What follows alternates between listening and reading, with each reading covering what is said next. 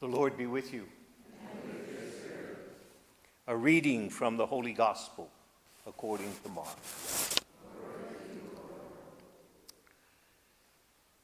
When Jesus had crossed again in the boat to the other side, a large crowd gathered around him, and he stayed close to the sea. One of the synagogue officials named Jairus came forward. Seeing him, he fell at his feet and pleaded earnestly with him, saying, "My daughter is at the point of death. Please come lay your hands on her, that she may get well and live." He went off with him, and a large crowd followed him and pressed upon him. While he was still speaking, people from the synagogue official's house arrived and said, "Your daughter has died. Why bother to trouble the teacher any longer?" Disregarding the message that was reported, Jesus said to the synagogue official, "Do not be afraid, just have faith." He did not allow anyone to accompany him inside except Peter, James, and John, the brother of James. When they arrived at the house of the synagogue official, he caught sight of a commotion, people weeping and wailing loudly. So he went in and said to them, "Why this commotion and weeping? The child is not dead, but asleep." And they ridiculed him. Then he put them all out. He took along the child's father and mother and those who were with him and entered the room where the child was. He took the child by the hand and said to her, "Talitha koum," which means, "Little girl, I say to you, arise." The girl, a child of 12, arose immediately and walked around. At that they were utterly astonished. He gave strict orders that no one should know this, and said that she should be given something to eat. The Gospel of the Lord. Praise to you, Lord Jesus Christ.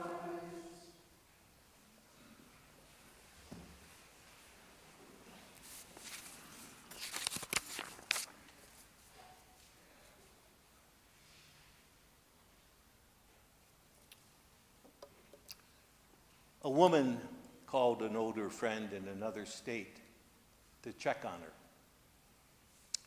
The friend had lost her husband a year before and now was dealing with her own medical treatments that left her feeling totally debilitated. And yet she kept her sense of humor. When asked how she was doing, she said, "I'm feeling so bad that if they took account, I'm not sure they would find me among the living." And perhaps we've all known days like that, when we felt more dead than alive. Such days are the downside of living. Days when we feel more dead than alive. A spiritual writer once said, "Jesus came to raise the dead." The only qualification for this gift of the gospel is to be dead. You don't have to be smart, you don't have to be good, you don't have to be wise, you don't have to be wonderful, you don't have to be anything. You just have to be dead. That's it. Now, the word dead has more than one usage.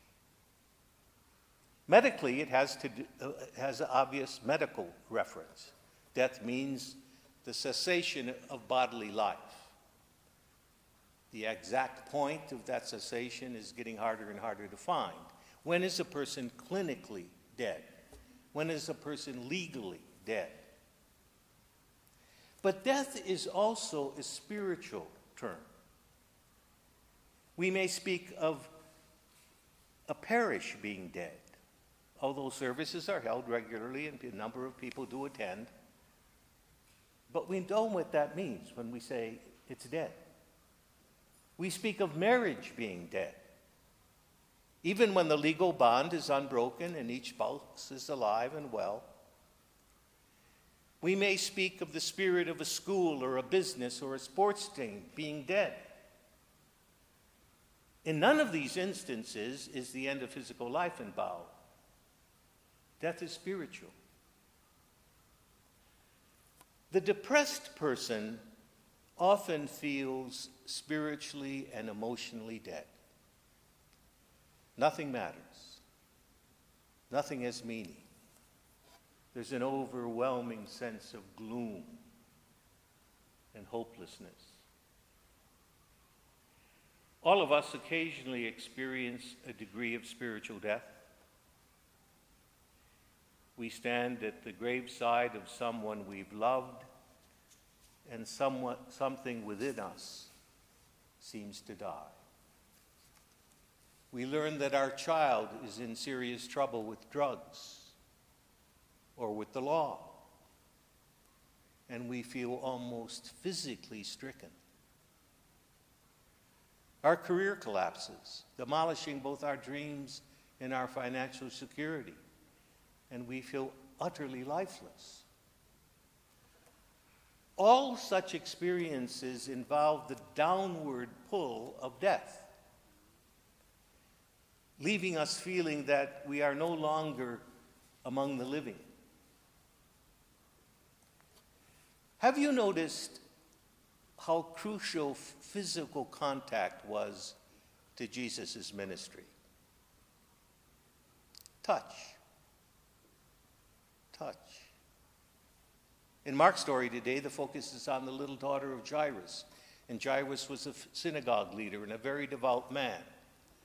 So when Jesus finally arrives at Jairus' home, the scene is heavy with grief. The news is that the little girl had died. And Jesus takes her hand and says, "Little girl, arise." And she gets up. In the very next chapter of Mark, it says that Jesus laid his hands on a few sick people and healed them. Now, Jesus usually made it clear that a person's healing was not merely the result of physical contact with him. It was due to the person's faith. Still, trust and compassion are naturally, sometimes necessarily, expressed by touching. An infant who is not touched will die. A person who is forced by circumstances to live alone may become literally starved for touch. Our primitive ancestors understood far better than we the healing mysteries of touch. And the Bible was full of touching. Today, however, people are a little more hesitant about physical touching. For one thing, we have ambiguous feelings about physical contact because we've been sensitized to the problems of inappropriate touching. Add to this our personal insecurities and our emotional protectiveness, and we're on the verge of becoming a do-not-touch society. Touching, however, is not simply physical contact. We're speaking of life-giving touching, touching that heals. And such touch is actually more spiritual than physical. Sometimes Jesus simply spoke and his words brought people back from death to life. Words like, "Lazarus, come forth," were all that some needed to live again.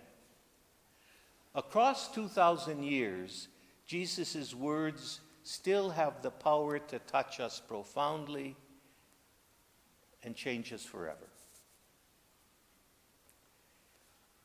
May I tell you a story? A baby was born in rural poverty with the tragic deformity of a cleft palate. Her family loved her, but she was simply There was simply no money in the family for corrective surgery. As she grew older, she was aware of the difficulty people had looking at her and listening to her. By age 7, she understood her place in the world, where other children shunned her, and where she overheard more than one adult say, "Only a mother could love that." One day, a special teacher visited the girls' school and gave the children some basic speech and hearing tests. And when it was her turn, the girl went to be tested. To test her hearing, the teacher had her stand across the room. "Turn your back," she said. "Turn your back to me and tell me what you hear." And the teacher said, "Apple." "Apple," the little girl repeated. There were other words to be repeated. And then the teacher said she would try a whole sentence. Now, the little girl had done this before and expected something like, "The sky is blue." She listened very carefully. And to her utter surprise, she heard the teacher whisper the words, "I wish you were my little girl. I wish you were my little girl." A transformation began at that moment. The little girl was touched with a new sense of self-worth, and her world was never the same again. Many of us know why we can be counted among the living today. It's because we have been touched by Jesus' words of eternal life. No one is excluded from this possibility if they're willing to open their minds and hearts to the healing presence of the risen Christ.